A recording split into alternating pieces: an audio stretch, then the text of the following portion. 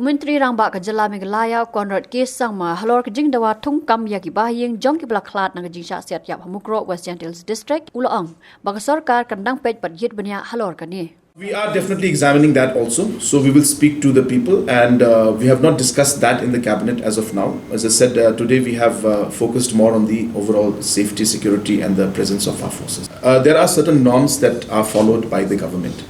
And these norms are set as per the rules and systems that are set by the government. So hence, for us to change that, we'll have to change the entire notings and entire ex gratia to be given for all cases. And hence that will require an amendment to be done. But what is important is that while this ex gratia as per the government's norms are there, which as I said can be enhanced, but as I said it has to be amended in the cabinet, which can be done, but it is a procedural aspect. In the meantime, there are other ways in which we can help. So therefore, the ex gratia will be there, that will be given, that has been given already, because we didn't want to delay it. And as I said, we have given it within 24 hours as per the norms of the government.